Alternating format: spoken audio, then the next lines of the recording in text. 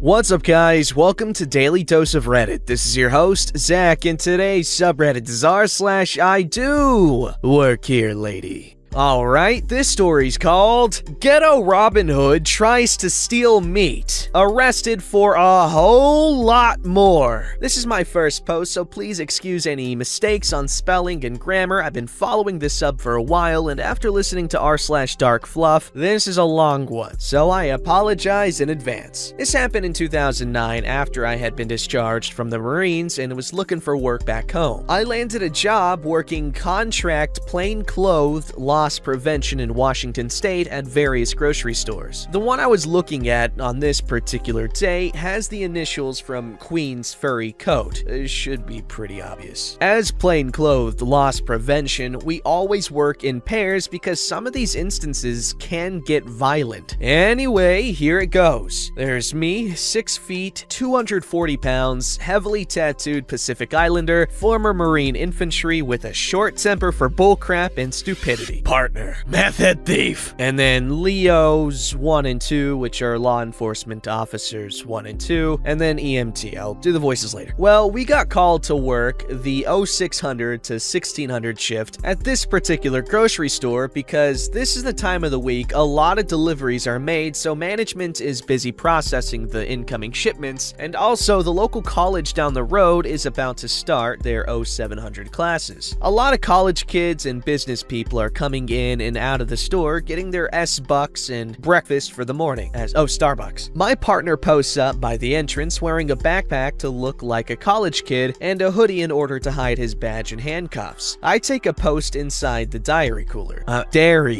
Yes, we hide in there because it gives us a commanding view of all the high theft aisles without being seen. This day I am on the phone with my partner who's notifying me of anyone that looks suspicious when a vendor walks in with 2 carts from the store. He asks me, "Hey OP, doesn't the vendor in the khaki pants and the maroon polo look familiar?" I respond that yes, he does, and to give me a second while I look through our little flipbook of ORC, or Organized Retail Crime Suspects. I look at him and the pic and see the same tattoo on his neck as in the picture. I inform my partner of this and tell him we'll keep an eye on him and stop him as soon as he clears the entrance with the merchandise. State law states an item isn't considered stolen until they bypass all points of sale and break the plane of entrance, making no attempt to purchase said item. Now, this guy isn't big, nor is he small, so the pants that he was wearing seemed way too big for him, and he was also walking with an exaggerated limp. This is important. Well, he pulls out a folder and heads immediately for the deli department where they just received a shipment of meat. Steaks, prime ribs, pork chops, chicken, lamb, etc. He hands the deli counter attendant, who just got there and was just another part-time college kid paying for his way through school, a letter, which we found out later was a fake notice with the vendor's name on the letterhead that this shipment of meat was tainted, and he was there to take possession and return it to them, and that a refunded bill of sale would be provided once he has it loaded up. The kid wasn't too sure about this, so he went to go find the manager. That's when things went south quick, fast, and in a hurry. As soon as the kid was gone, this guy pulls out a pair of bolt cutters from his pants and cuts the lock on the meat cooler and begins to load up the carts with as much meat as he can. These baskets were overflowing. When he heads back towards the entrance, he sees my partner looking at him. This is exactly what they say to each other. "Are you store security?" "No." "If you are, you have to tell me." Why do they always assume that we have to tell them? "No, man, I'm just waiting on my buddy to get here so we can go to class." Skeptical, but finally accepting the response. "Okay, well, do you want to make $100 helping me load this into my car?" "For real? Sure, why not?" Keep in mind that my partner has been on the phone with me this whole time, so I heard the whole exchange. I make my way out of the dairy cooler and run outside to back up my partner when we confront this guy. Meth Head has the back of his station wagon open, about to load everything in, when I come around and put my badge in his face. "Store security, you'll have to come with us. Freaking lying buttholes! I'll freaking kill you! Reaches in and grabs a long screwdriver. He swings a haymaker with the screwdriver, trying to stab my partner in the head. Fortunately, my partner sees it coming and tucks and rolls out of the way. He swings, backhanded this time, towards my chest, where I promptly put those hand-to-hand combat skills to use. I grabbed his forearm with one hand, triceps with the other, and brought his elbow down as I brought my right knee up and broke his arm, at which point he dropped the screwdriver and began to scream in pain while grasping his arm and rolling on the ground.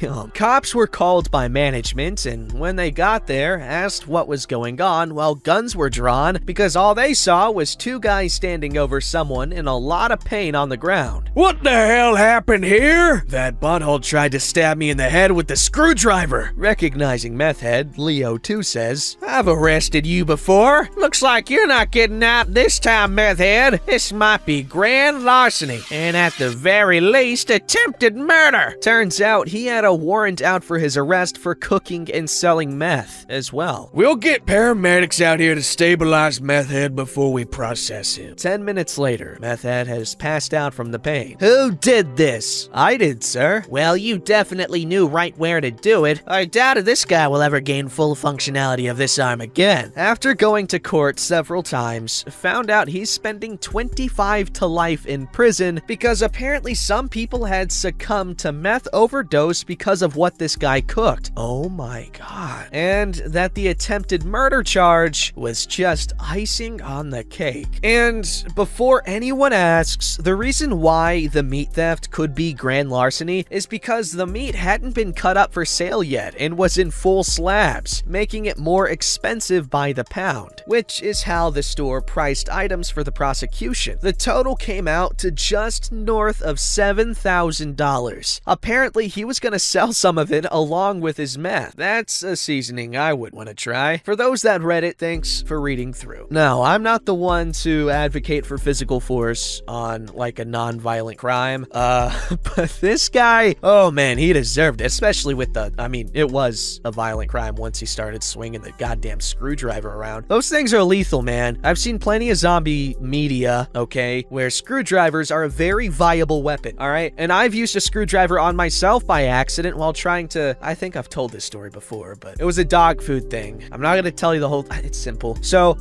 old maintenance guy, he was telling me how to open a can of dog food very easily. So you open it, and then, you know, when you shake it out, it doesn't come out very easily or clean at all. So he tells me, just stab the bottom of the can with a screwdriver, and that allows, you know, the suction to like release or whatever, and then the stuff falls out. And so I'm like, okay, and I'm 8 years old, and I was alone one day. I had the can of dog food. I was trying to feed my dogs, Tank and Tummy, and I brought the screwdriver high up, and bam, right in the space between my thumb and my index finger on my left hand.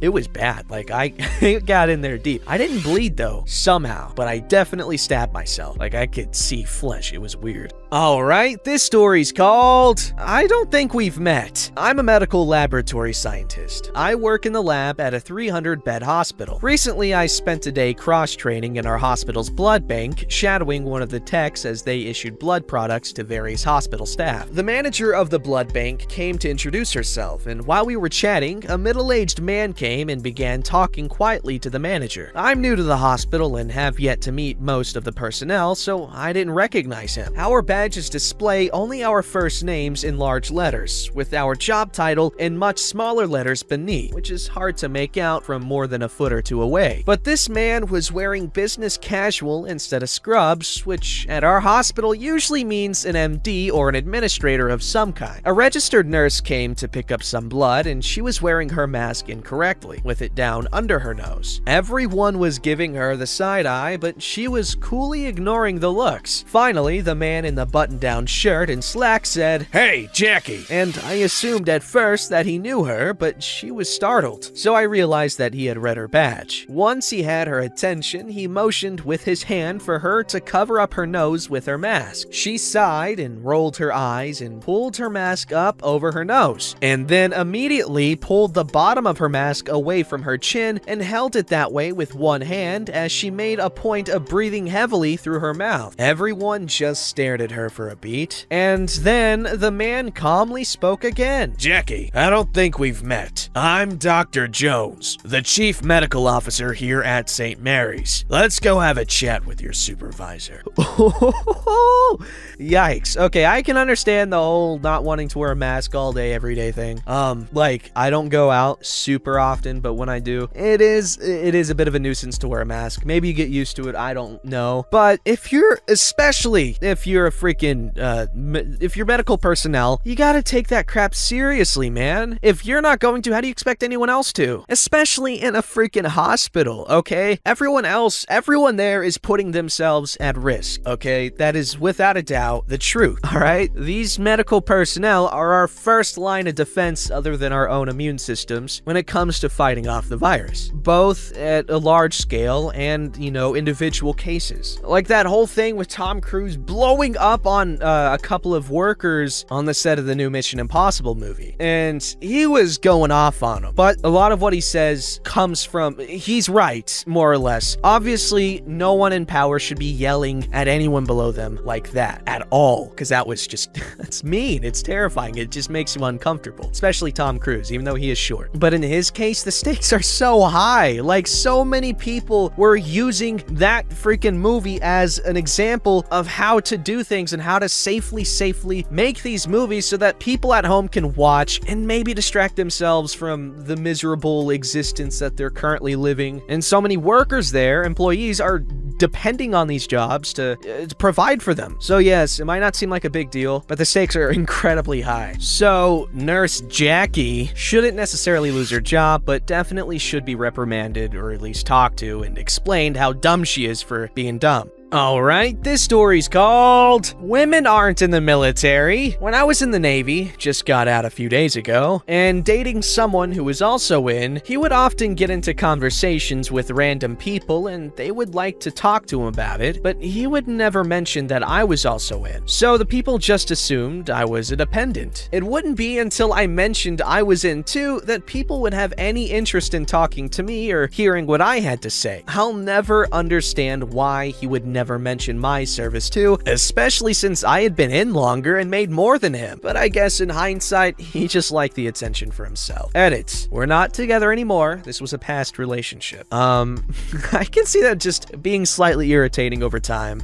or maybe incredibly over time. But it must have been satisfying when they actually did realize that you too were in the Navy. Alright, this story's called Security at the store I worked at didn't realize I worked there. So years back, I was working at a liquor store. A friend of mine came in, so I stood by the half bottles talking to him. The store's rent-a-cop security guard comes over and asks for ID. My friend goes to pull out his wallet. Security guard goes, "No, not you, her." So I look around and realize he's talking to me. Dude, I work here. See the name tag? He just sheepishly walked away, and my friend and I were dumbfounded and laughed it off. Keep in mind, I had been working for 4 hours that day in a small store with that security guard there the whole time. I bet you he was embarrassed. What a dummy head.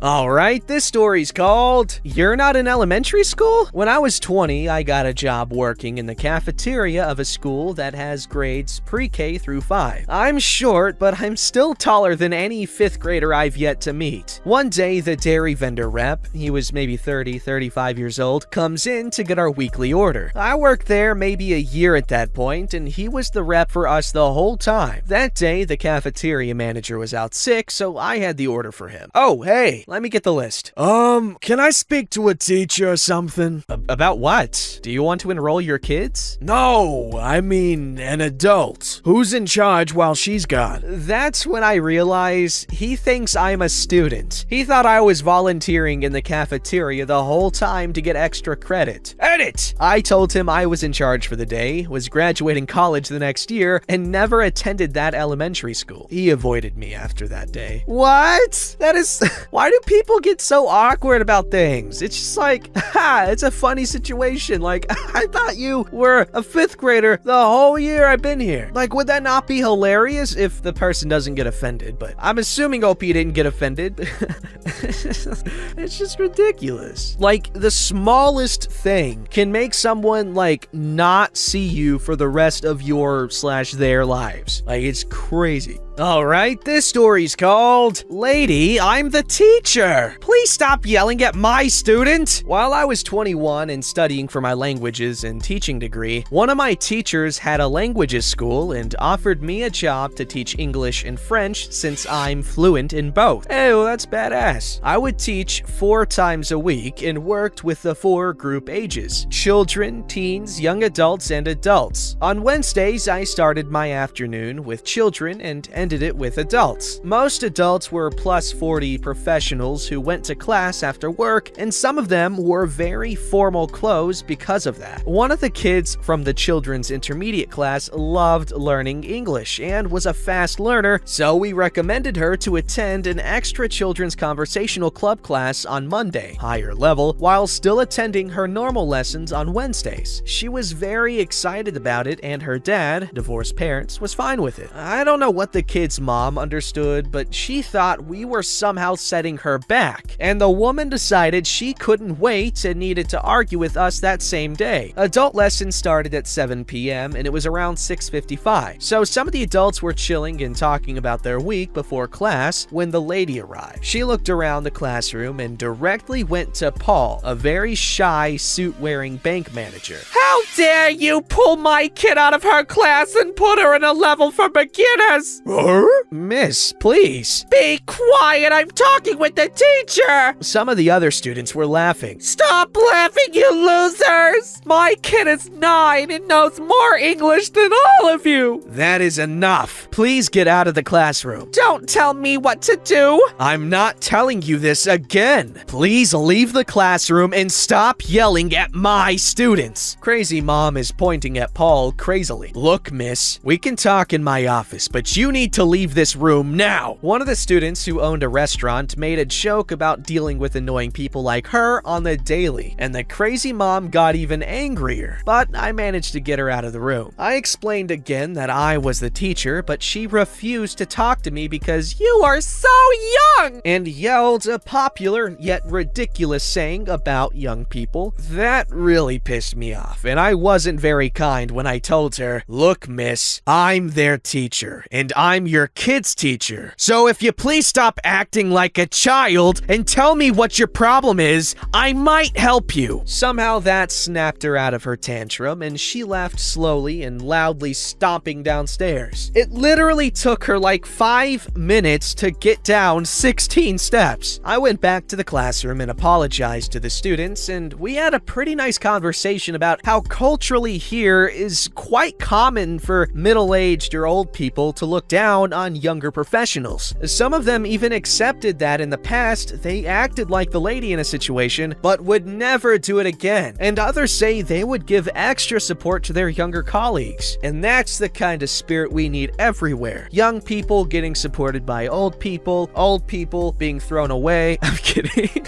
Anyway, OP, freaking look at you, man. Stop having your own class and all that jazz. Teaching foreign languages. That's hot. Alright, this story's called You Can't Be Behind the Bar. Context: I'm the night cook at a local bar and grill 5 to 6 nights a week. If servers are busy, we'll take orders to the bar, and I get pop from the drink station in there because we only have Coke in the bar. Last night was busy due to darts, and I hate to bother the bartender if they're busy, so I'll just help myself. Yes, they're all fine with this. After shutting down the kitchen and taking out my garbage, I was thirsty, so I walked behind the bar. The bartender is busy busy mixing drinks, so I said I was gonna grab a glass and get some pop. She had no problem with this. However, this drunk guy sitting at the bar decided that it was his job to tell me what to do. He says, "Excuse me, ma'am, you can't be back there." At the same time, the bartender and I both say that I work there. 2 more times he repeats himself. "You need to leave. You can't be back there." I kept telling him that I work there. I'm the cook. He finally gave up when, I think it was his girlfriend, smacked him in the arm and told him to leave me alone. Some people just can't mind their own business. Drunk people are so funny when they're not violent. Don't forget to like, subscribe, and hit that bell to never miss an episode.